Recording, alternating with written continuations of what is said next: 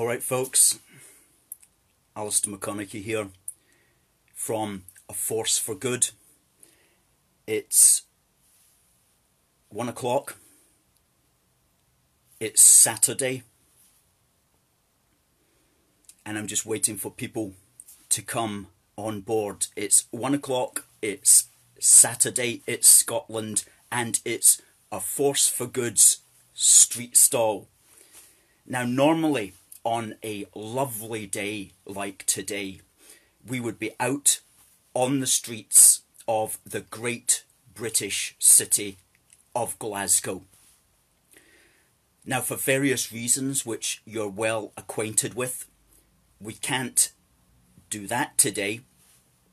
But again, through the wonders of modern technology, we can come to you live from the AFFG Nerve Centre, from the A Force for Good studios, here in the heart of the great British city of Glasgow. So thank you very much for tuning in. Now we're broadcasting live on Twitter and we're broadcasting live on Facebook. And we're going to be here for the next 45 minutes, for the next hour.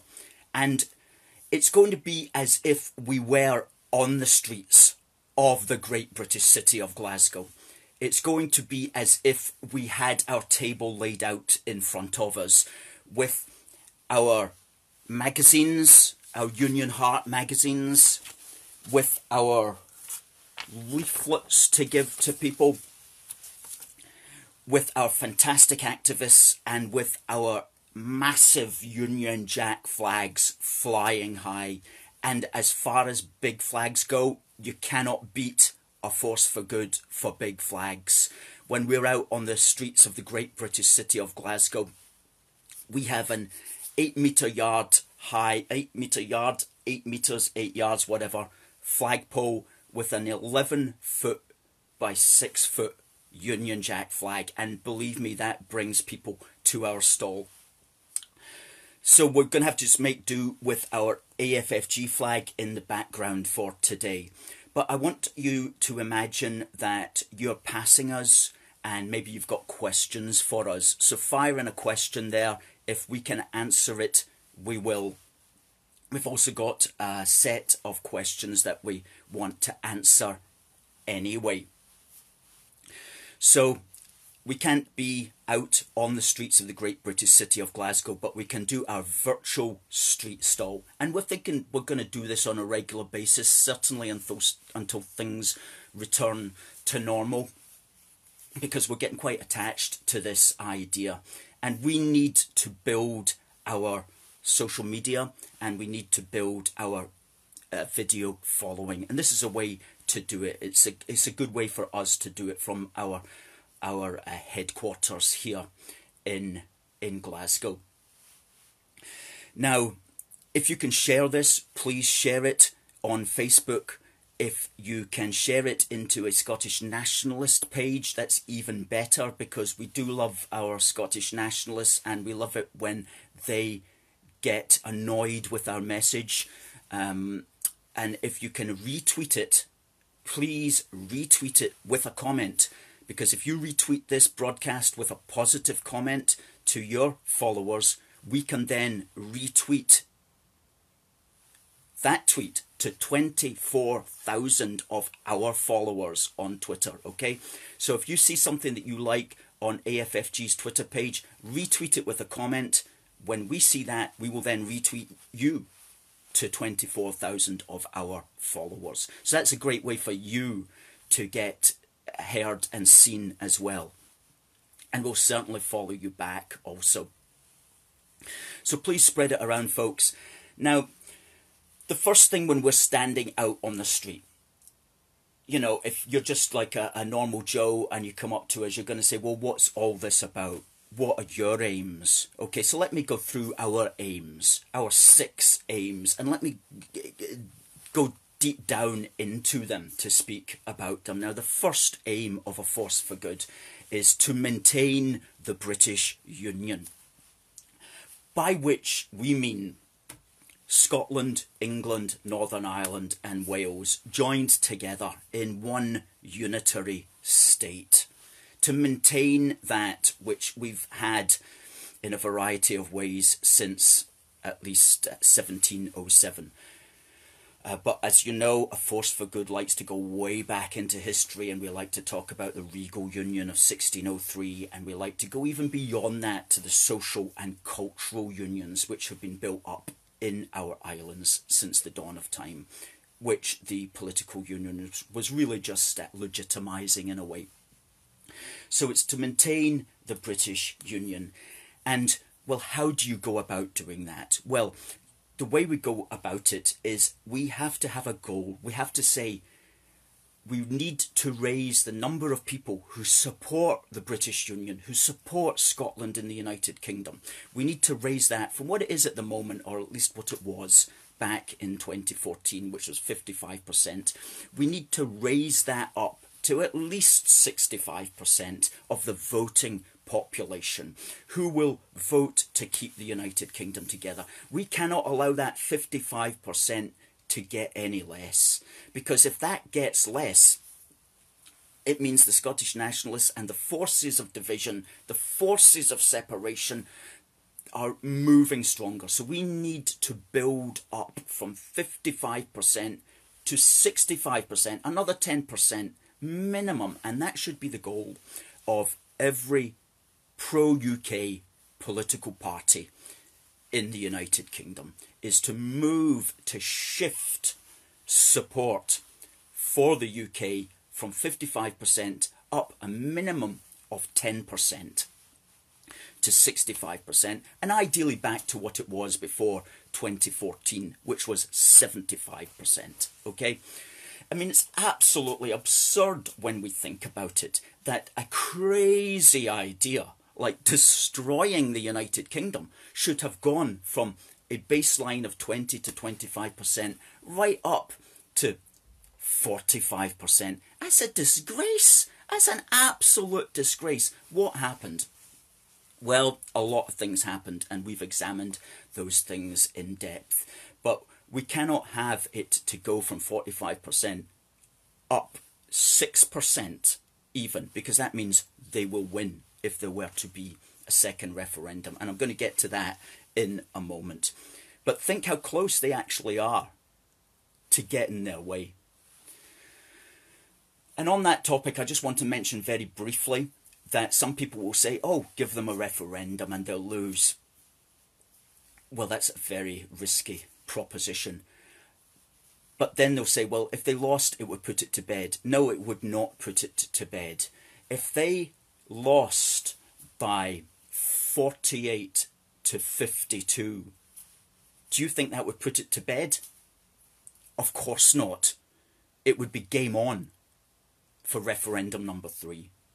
The only way a second referendum would put Scottish independence to bed is if they lost it by a significantly greater margin than last time. In other words, if the 45 dropped to 40 or 38 or 35, that would put it to bed. But if that 45 rose in any way between that, in that 5%, between 45 and 50, if it rose, it would be game on for referendum number 3. So we cannot even be contemplating a second referendum unless we are convinced that we can drive that percentage down.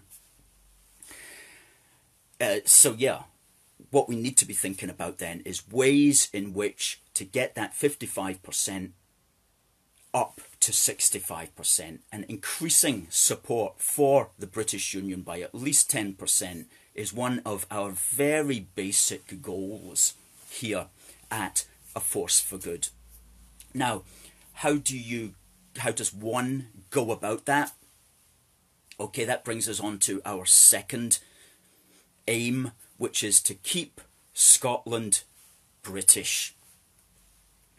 We educate about our British heritage so we can appreciate the the vast inheritance which we enjoy today.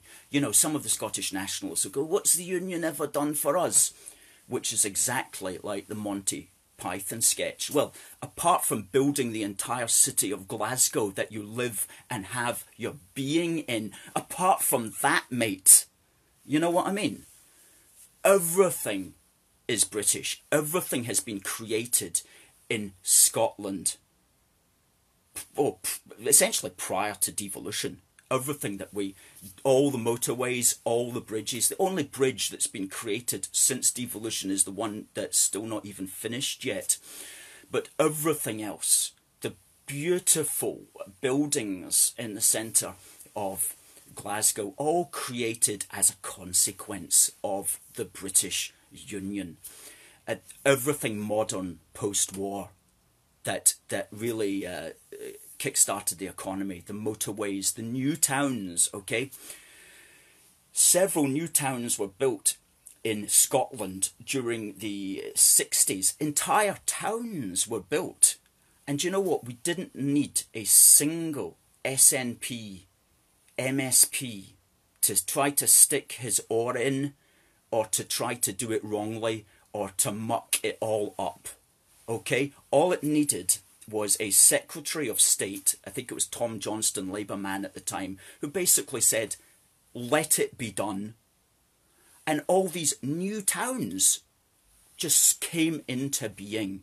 And we didn't even need a very big civil service. We just needed the organisation to do it. And we had that, and we can still have that, and we still do have that to a certain extent.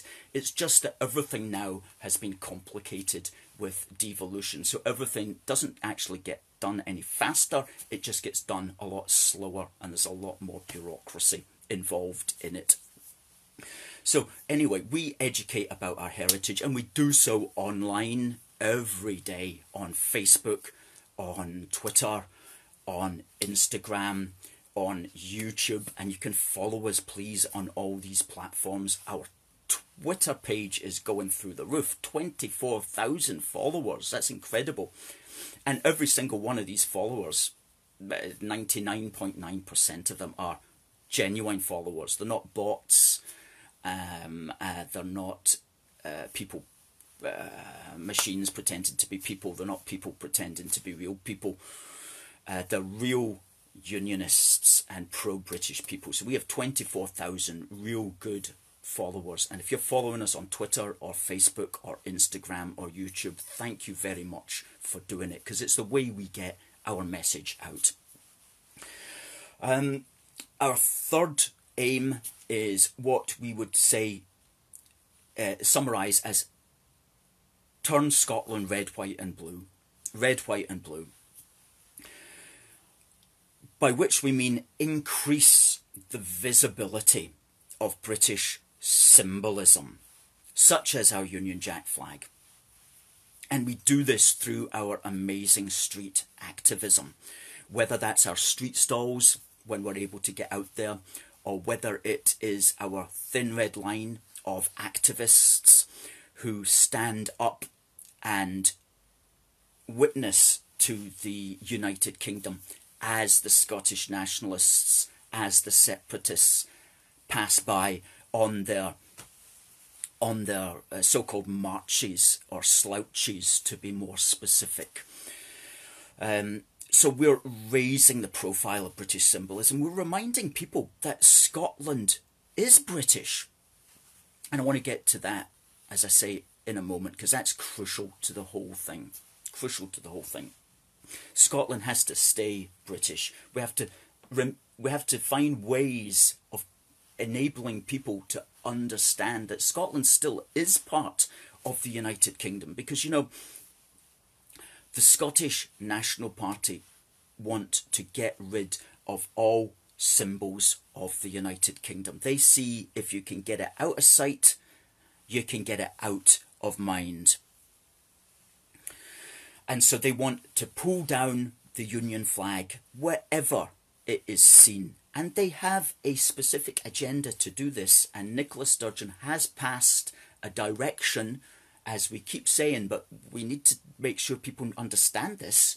She has passed a direction to the people in charge of all of her offices, all of the devolved offices, to say you cannot, you should not fly the Union Jack flag on any day of the year, not even like the Queen's birthday or anything like that.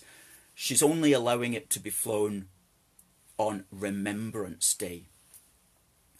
And that's appalling, because what she's trying to do is she's trying to get rid of our identity. And this is what it is always going to come to. And I want to talk about that in a minute, because the British identity is crucial to the political situation up here in Scotland. And it's why the Scottish nationalists promote what they do, is because they are these days totally opposed to the British identity. Maybe back in the old days, pre-1970s, some of them still had a kind of attachment to ideas like the British Empire and so on. But today it's very much just an anti-British movement. There's no question about that. And it attracts those who see an ability to destroy what they understand as their enemy, which is Britain. So the SNP is leading that charge, as is the Green Party, I should say. We call them the Green Cabbage Party, or the Green Goblins. They are, if not more vociferous almost than the SNP. And this is something that we're going to need to really get out in 2021 at the next Scottish Holyrood election, is that the Green Party is a separatist party, and it's even more Republican than the SNP, if that's even possible, which it is. A very virulent Republican party is the Green Party, and people get pulled into it because they think it's about saving rabbits or something like that. You know, it's nothing to do with saving rabbits or being nice to wildlife. It's about destroying Britain, about destroying our identity, about turning us into some kind of republic. And if you're a Green Party person and you support just the normal things like environmentalism and so on, you should not be in that party. You should only be in the Green Party if you are a rabid Republican sort of person. Who's got a real anti-social agenda and a real anti-British agenda. That's the only reason for the Scottish Greens to exist. We call them the Scottish Cabbage Party. And we're trying to publicise that idea. And that, we don't mean to be offensive to cabbages when we say that. Because you could get a lot more sense from a cabbage than you could. At least cabbages are not trying to destroy the country, you know what I mean? Anyway, enough about the Greens. So, our fourth aim of our 6 aims is to promote the United Kingdom as a force for good in the world. And that's crucial, because promoting the United Kingdom as a force for bad is central to the SNP Green philosophy. Like, they hate Britain in the world, and they hate what Britain has been in the world. And, you know, some people say, why do you concentrate so much on the past and on history and so on? Well, because, not just because it's interesting in and of itself, but because the past is crucial to the SNP Green understanding of our present. And they want to basically dump all over our British heritage and our British history. They want to see it all as a force for bad, whereas we talk about it as a force for good. In the past, and also in the present, and also potentially in the future as well. And, you know, they want us to apologise for the past. We're not going to apologise for the past, but it would be nice if we could get a thank you occasionally. Do you know what I mean? Like, Britain created the modern world. How about saying thanks? Don't give us a hard time for it. Oh, these people These people just irritate me. And I read the national newspaper, so I am a sucker for that kind of, a glutton for that kind of punishment in a sense, because, you know, everybody who writes in the National, the letter writers and the so-called columnists, they just have so much venom and hatred for everything that's gone in the past. It's a wonder how they can even live with themselves. In fact, that reminds me, I read a very good quote from Roger Scruton recently. I'm just going to read it out to you. He passed away sadly just a few weeks ago. But he was a small c conservative philosopher, and he was talking about the difference between his sort of small c conservative traditional outlook and the sort of people who write for the National, or who write letters into the National, like 3,000 word letters into the National about how much they hate Britain. Anyway, he said that he believed the goal of the small c conservative philosopher was to insist that the goal of our earthly life is not to remake the world, but to belong to it. And that the true political virtues are patience, understanding, and humility, rather than indignation and revolutionary rage. And, you know, that's a thoughtful comment, and we liked his thing about indignation and revolutionary rage, because that's all we read when we read the people who write in the National newspaper. And you might say, Alistair, why are you making such a big thing about the National? Nobody reads it. Well, a significant number of people do read it, and enough people read it in order for that number of people to change the world. That's the thing.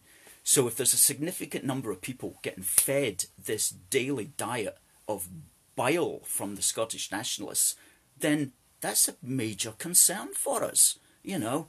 And we don't want to censor that in any way, but we do want to know that these people are out there, they exist, and we need to have a response for them, a response to them. That's very serious stuff. Anyway, we're doing that, we're reading that newspaper, and we are developing the arguments against it and the points of view that will defeat it. And that's what we're all about. The fifth aim of A Force for Good, which we would say to people if they ask us this question on our street stall, is that we support British independence from the European Union. Now, that wasn't a thing that we ever got into in the past. Prior to 2016, we didn't touch that. And I'm going to explain why we're touching it now. We didn't touch that because we were aware that that wasn't really our issue. And there were unionists who believed one thing, unionists who believed another thing. So we stayed away from that. And then the vote came in, and we found out that a majority UK-wide had voted to leave. Okay, so we thought, well, so be it, we'll just move on. But then very quickly, we realised that the political situation had changed, and what was now happening was that Nicola Sturgeon and the SNP were weaponising Brexit. They were weaponising it, and they were trying to take our vote here in Scotland and make it a Scottish nationalist vote, even though there were unionists who voted to leave, unionists who voted to remain, even though there were significant numbers of Scottish nationalists who voted to leave or who voted to remain. Nicola Sturgeon and all her acolytes attempted to weaponise that vote for Scottish nationalism. And she did that by saying that Scotland had voted to leave, that the Scots had voted 62-38, let's say 60-40, 3-2, to remain, and that this somehow justified breaking up the United Kingdom. Well, she could only get away with that charade because she discounted the British vote. All of us, wherever we were, in Scotland, in England, in Northern Ireland or Wales, we voted as a British political community at that vote, as a UK-wide British political community. And we decided that the British vote would all be thrown in to the mix, and we would decide what Britain would do. Not what Scotland would do, or England would do, or Wales would do, or Northern Ireland would do, but what Britain would do. And that was entirely legitimate, because we're not a federal state. Scotland, England, Northern Ireland and Wales are not separate political entities in and of themselves which can go and do their own thing. We're all part of one unitary state. And we voted as a British political community, not as a Scottish political community, not as an English political community, not as a Northern Irish political community, not as a Welsh political community. We voted as a British political community at a UK-wide election for a British-wide vote. And that's what we all did, regardless of how we saw ourselves, regardless of our identity, regardless of whether we thought ourselves as Scottish and British, or more Scottish than British, or just Scottish, or just British, or whatever. We voted at that election as a British political community. But you see, Sturgeon and the SNP do not like the idea of a British political community, and they want to delegitimise the entire idea. And that's what's crucial. That's what's crucial. Is delegitimising the British as a political community, saying the British don't exist in Scotland, it's only the Scottish, and the Scottish voted 60-40 to remain. No, the British voted 60-40 in Scotland, and throughout the United Kingdom they voted with a majority to leave.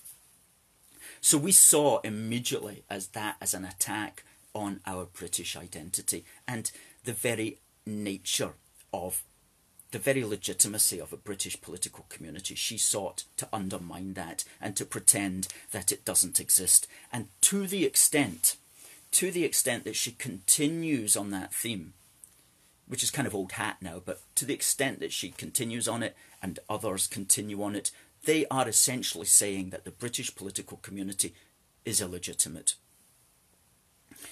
And of course, as Unionists, we're not having that, and we're not taking that. And therefore we had to take sides. We had to take sides. And of course, as we know, time has moved on, and that's a kind of done deal to a large extent now. However, it's important to see the extent to which they will try to undermine Britishness. And I was this was brought to my attention when I was going through some cuttings this week, because we've had time in the office to do that. And I was reading an old article, well, a year-old article here from somebody called Pat Kane in the National newspaper. And as I always say, I read this so you don't have to.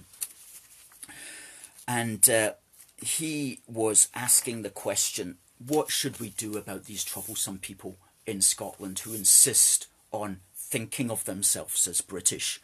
Because at the end of the day, they are the ones who are going to stop our great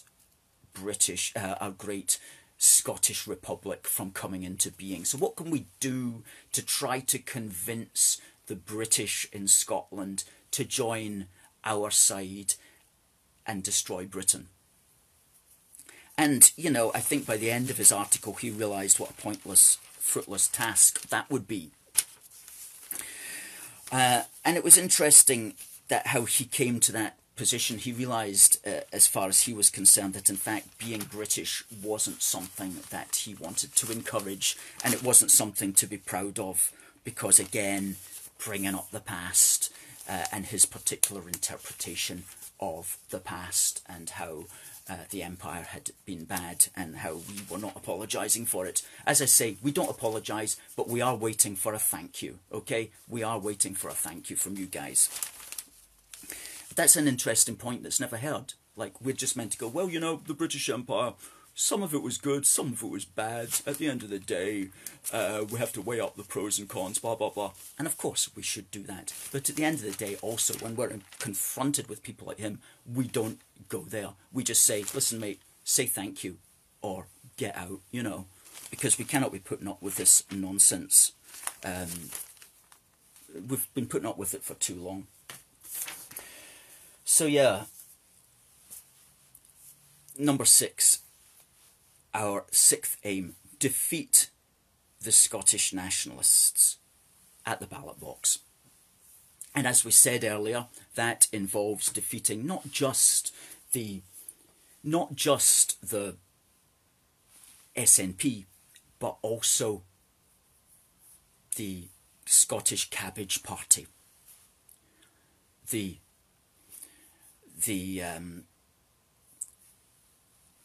Greens, the Scottish Cabbage Party, for want of a better expression. So it means defeating them, and it means also not giving them things that they will use against us. And I just want to talk very briefly here about federalism, which I've seen the Lib Dems and I've seen the Labour Party flirting with this. And the only reason they're flirting with it is because they think that it seems to make sense. Well, here's the thing with federalism. It only makes sense if everybody wants it to work.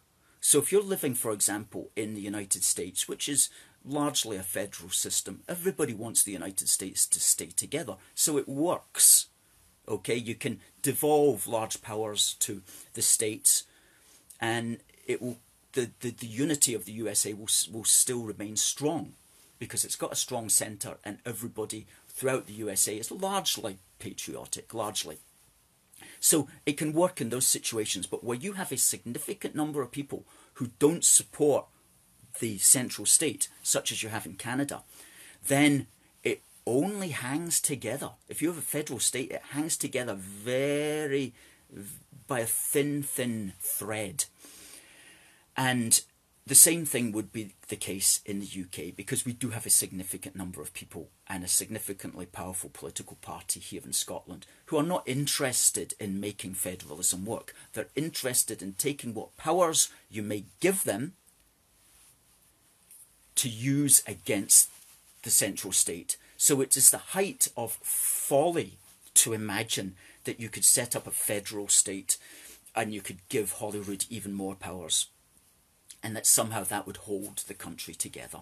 It would not in our case. In some countries it works because everybody wants it to work, but it would not work in Scotland, and it would not work in the United Kingdom. It would simply lead to the inevitable demise of the United Kingdom. That's why we say federalism is not unionism, okay?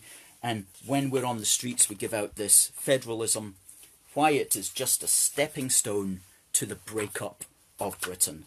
We make the case for UK-wide solidarity, not division. And on the back here, we list 8 reasons that it's not going to stop Scottish nationalism, because they only care about independence. They don't care about federalism. This is the thing. It makes separation easier because you're giving them more powers that they will eventually use against you. It destabilises the union because it leaves the central state with all the controversial stuff, basically foreign policy and defence. And that's, you can easily argue about the rights and wrongs of those policies. And it also ends pooling and sharing of resources. One of the great elements of the United Kingdom is that I can go to live in, say, Wales, and I know that my taxis should be paying for people also back here in Glasgow. Somebody can come up from Wales, live in Glasgow. He or she knows that their taxis are also going to be paying for people in Wales. That's the good thing about the United Kingdom. We share our resources. As we always say, Scotland is big enough and rich enough and clever enough to share its resources with its fellow Britons throughout our islands. And isn't that a wonderful thing? But federalism would damage that. Indeed, devolution damages that to a large extent. It would corrupt the economy, and it would corrupt our industrial sinews. It would corrupt the potential to build our shared economic strength. It also encourages the nationalist agenda. It does nothing to bring us closer together. It just drives us further apart. And it's poor strategy. It's poor strategy. And you know, at the end of the day, it's answering the wrong question as well, because people are not, the Scottish nationalists and the Green Cabbages, they're not supporting independence because of some concern about bringing democracy closer to the people or something like that. They're supporting it because they don't like Britain, and they don't like British people, and they don't like British institutions, and they're Republicans. And some of them think that England is a foreign country, for example. That's why they support independence. So federalism is not going to appeal to them. Not in a month of Sundays. So we have to ensure that we don't complicate the unionist message with any nonsense like federalism. We have to either be for the UK and opposed to Scottish independence. We can't be complicating the message with anything like federalism, which is not, at the end of the day, unionism at all.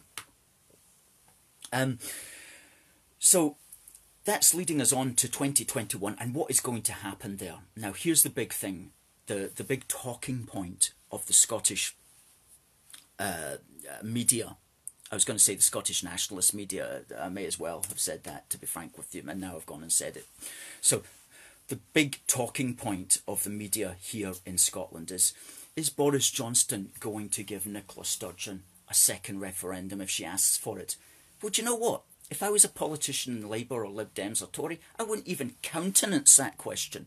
I wouldn't even accept it, because it's already setting the premise that she's going to win, or that she and the Scottish Cabbages are going to get enough seats to win. So if you're a politician and you answer that question, or you try to answer that question, you've already admitted defeat. You know, if STV say to you, should Boris grant a referendum if Nicola Sturgeon asks for it, you don't answer that question, because it's already admitting that you as a Tory or you as a Labour man are not going to win. Okay, so we've all got to be careful about these talking points that the media put out. They put ideas into our head to make us think that something has already happened. For example, that Nicola Sturgeon has already won the 2021 election, or that she and the Scottish Cabbages together have amassed enough vegetables in order to win the Holyrood election. You're already accepting that. Well, if you're a politician, you should not accept that. You should not answer that. You should say, well, that's not going to happen because we are going to win. Okay? So that's the first thing. But let's just imagine that we are answering that question. There's two ways it could go. The Scottish nationalists are hoping that if Boris Johnson, who we presume will still be the Prime Minister, says no, then that somehow will drive up the vote, the support for separation. That's one thing that might happen. But another thing that might happen is that if he says no, then that will introduce a degree of constitutional stability, and that people will be relieved, generally speaking. Enough people will be relieved, and it won't actually drive up support in the long run. And you know, this point was made in a couple of articles which I was reading this week from a journalist called Graham Grant. And he was talking about that approach, just saying, no, you're not getting a second referendum because the people voted.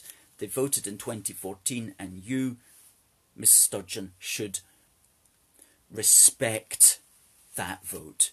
Respect that democratic vote. That's a perfectly legitimate point of view, and it's a strong political point of view. And if it's made with passion and with determination and with moral stamina, then it could be a winning point of view. As he says here, Graham Grant says, it might put the brakes on the independence movement. If he can stand firm against the SNP, making it clear that another Scottish independence referendum will never be given the go-ahead, it's likely that support for breaking up the UK will subside. That could definitely happen. It could definitely happen. The problem would be the Scottish nationalist media, of course, who would continue to make a big thing of that, continue to put up the Scottish nationalist point of view. But if he could break through that and continue to sustain that position, it could be a winning position. It could be, because many of us here in Scotland are very tired of this constitutional debate, and we do want to see it put to bed. And Johnston could put it to bed if he has got the moral stamina so to do. And if the talking heads on Scottish television can be put in their place, basically. Put in their place. Yeah, he moves on, you know. In fact, for as long as Johnston honours his promise not to countenance a replay of the poisonous vote in 2014, he is a liberator of ordinary Scots who long ago wearied of the SNP's constitutional games. That's so true. That's so true.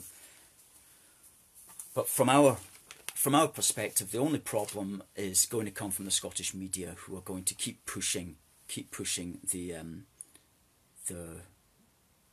narrative. Okay, keep pushing the narrative, and also from what we call the London metropolitan elite. And don't get us wrong, we love people throughout the United Kingdom. We're not knocking you wherever you may come from, but there is a certain kind of commentator that we've noticed in the British press generally, who's largely based down in London, and you know, they know nothing about Scotland, and to the extent that they think about Scotland, they imagine that it's maybe some kind of rebellious colony in East Asia, somewhere in the 17th century kind of thing. And I'm not really exaggerating when I say that. They really do. And I read this from a guy who should know better. And I'm not going to mention his name or anything, but he was talking about the danger of, if Boris Johnson stood strong. If Boris Johnson stood strong against the Scottish nationalists and the Scottish nationalist media and said, no, we're not having a second referendum because we've already had one in 2014. Respect the vote, you know. If he continued to do that, this London metropolitan elite person was thinking, oh, there might be riots and public unrest. Well, no, there's not going to be, mate, okay? This isn't India, during the time of the East Indian Company or something like that. You might think that it is, but it's not, okay? So there's not going to be. What there is going to be is a massive sigh of relief among a lot of people, very possibly the majority, who will say, well, thank goodness that's been hit on the head at long last.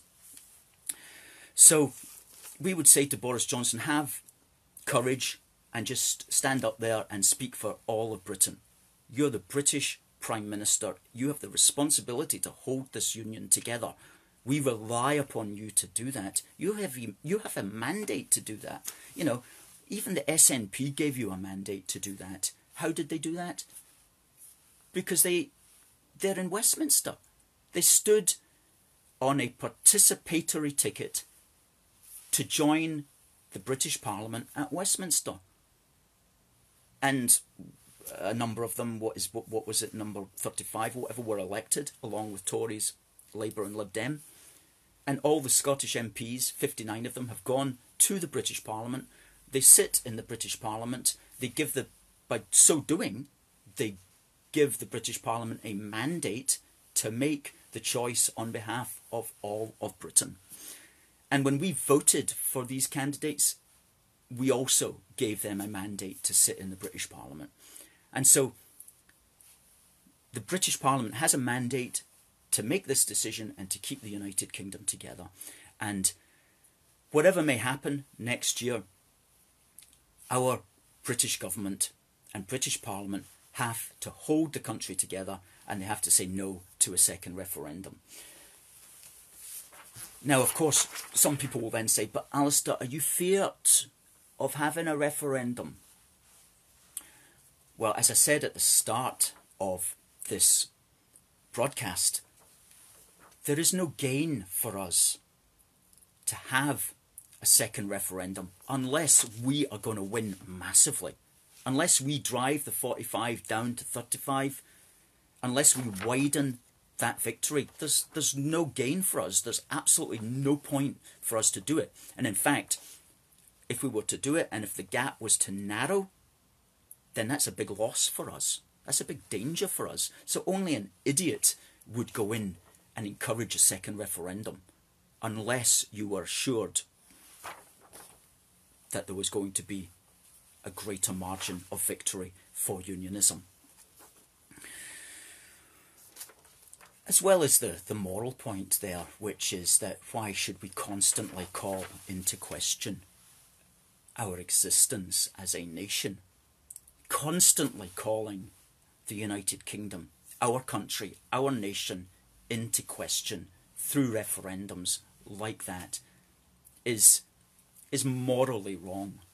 You know, it's our country, the United Kingdom exists, we don't call it into question. We should not be calling it into question. Folks, if you can give this a retweet, please retweet it with a positive comment. If you retweet this video with a positive comment, then we will retweet that tweet to 24,000 people. 24,000 people will see your positive comment. So please do that on Twitter, over on this camera, on Facebook. Please share, please comment, please give us a like. And also check out our Instagram.com/UK A Force for Good. We have the biggest, strongest, most colourful Instagram page. It's A1. We love our Instagram page. And if you're on Instagram, please give us a follow on that. We've over 2,500 followers on Instagram. We are the biggest unionist page on Instagram in the world. And on YouTube as well, we're bringing up our following slowly but surely. We're continuing to put out videos regularly, once a week on YouTube, trying to build the following on that as well. So if you're on YouTube, please subscribe to us, give us a thumbs up and click the bell for notifications. Thanks for all the comments that are coming in, by the way, folks. That's really, really good. If you've got a comment, just send it in there. Scottish Nationalists on Twitter, thanks very much. We love you guys. We love your questions. Thanks very much for asking them. Some of your questions don't deserve a response. Obviously, you understand that. But some of... we love our questions. Well, give us a question, mate. What was your question? Was that one of the silly ones that I chose to ignore? But try again. So yes.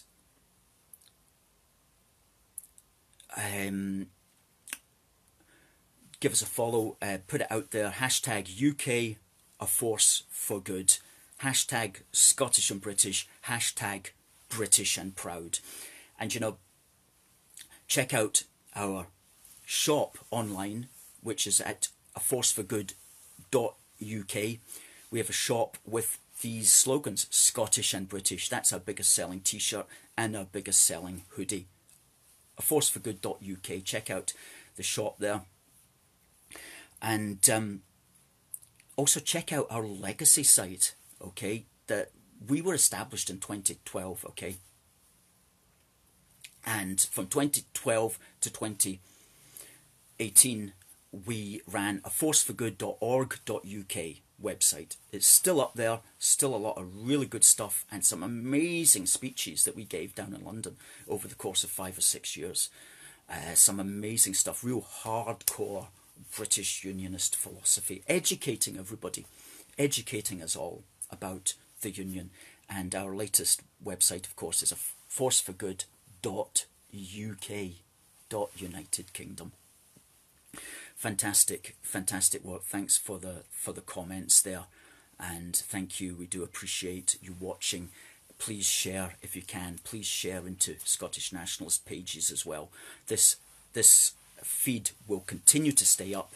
We'll also put it onto YouTube, and please subscribe to us on YouTube as well. So, folks, this is our street stall, and we're answering the sort of questions that people would ask us if we were actually out on the street. And one of the things which I'm just going to end with just before 2 o'clock is that sometimes people will come up to us and go, I'm from England, or I'm from Wales, and I don't really know if I should get involved here, but what do you think about whatever? And straight away we say to them, look, this is about being British. If you're British, we don't care where you come from. If you identify as British, you're one of us. You're involved. And you see, the Scottish National Party and their people were very careful back in 2014. What they did was they tried to make it look like if you were living in England or if you were English, that your voice was illegitimate. Okay? Again, what I was saying earlier about cutting out the British. And you see, there's somebody who says, we'll still be British after independence. I'm sure that's what they said to the people in what's now the Republic of Ireland. Oh, once we become independent, you can wave your Union Jack as much as you like, mate. Oh, yeah, we'll all love you, yeah, and you can pronounce your Britishness and Republic of Irishness. Right? Of course not. You know, use history. History tells us what has been, and so it tells us where we will go. You know, you are not going to allow anybody to be British after so-called Scottish independence. Right now, the SNP is not allowing us to be British. Right now, within the United Kingdom, the SNP has taken down the Union Jack flag. I just spoke about that earlier, okay? They don't even want us to be British while we're in the United Kingdom. And you think we're going to be allowed to be British once you've destroyed the United Kingdom? No, mate. We're not falling for that one anymore, okay? We're not falling for that one anymore. Oh, gosh. Oh, gosh. That's what it's all about. That's what it's all about. Trying to confuse you. Trying to confuse you. And think, oh, everything will be nice and safe, and everything will be nice and normal, and life will go on just as it is. No. That's not the way politics works. Everything changes. Everything changes. So yeah, going back to what I was saying about this person coming up to us and saying they're from England, so should they have a say? Absolutely, you have to. If you're British, you're involved. That's our phrase. If you're British, you are involved. And we know that this establishment and the Scottish nationalist media, to a very large extent, try to keep out voices from the rest of the United Kingdom, as if the rest of the United Kingdom is not involved. But it is involved, because this is about the future of our country. And we say to those people who maybe live in England and who are understandably upset with seeing these horrible Scottish National Party people on the television. I mean, horrible people. Seeing them and just getting riled up. Don't think we're all like that, okay? That's a minority of politicians who are like that. They drive us up the wall. We can imagine they also drive you up the wall. And hopefully together we can win. We can win because we have right on our side. The United Kingdom is the greatest union that there's ever been, and it's only just begun. It's only just begun. And so let's keep it together. And let's remember, just in closing here, the words of Neil Oliver. I quoted them to you last week, and I'm going to quote them again because they're so true. Breaking something into pieces is infinitely easier than the act of creation. allowing a great work to fall into disrepair for want of maintenance is easier still. The Union has been the work of centuries, taken on and completed by countless selfless people, statesmen, soldiers, and common citizens. Great Britain has been here so long, it can be easy to think it just happened. A work of nature like a mountain or an ancient tree. The truth is, it was ever a fragile thing. Union is a dream, shared by a people and kept real only by their imagination and conviction. If we neglect to maintain it, the temple will fall. All of it will be destroyed, and so the work of centuries will be undone. Because here in the United Kingdom, we live in a wonderland, protected by the rule of law, free from oppression, the sort of place the tattered outcasts of the earth tell their wide-eyed children about. We are so spoilt, we are throwing stones inside our magical dome. And he writes, I've begun to think that for those of us born since the end of the Second World War, this unreality we have enjoyed has come to seem like something that just happened, that has always been and always will be. What will it take before we realise what a precious place this Britain is? When will we see it as others do, as an elegant cruise liner, afloat on a storm-tossed, shark-infested sea? Places like this don't just happen. This Britain is the product of millennia of strife, and it's a safer, better place to be than anywhere else on earth. It's a safer, better place to be than anywhere else on earth. And I'll conclude with those words as we hope and pray that this strange situation that we're all living in is going to lift from us as soon as is humanly possible. Now, what's coming up this week in A Force for Good's line of work? On Thursday the 16th, it's the 275th anniversary of the Battle of Culloden in 1745, and we're very pleased to say that we have a fantastic historian who works for us, and we're going to publish the first of 4 articles on the Jacobites and Unionism. And this is going to have some surprising conclusions, because as you know, we like to look into things very deeply to come up with stuff that's never really been come out before.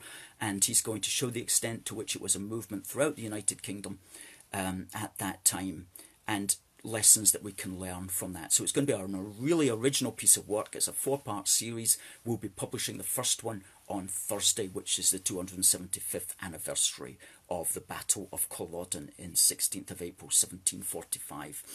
We'll be sending out an email update on Wednesday, just rehearsing the articles and the videos that we've done and linking to them. So please do subscribe to our email update. That's aforceforgood.uk/support. And check out our Instagram, UK A Force for Good. Check out our YouTube, UK A Force for Good. And if you're on Twitter, check out our Facebook. And if you're on Facebook, check out our Twitter. And these are growing. These platforms are growing, and we're not going away. You know, we've been here now for 8 years.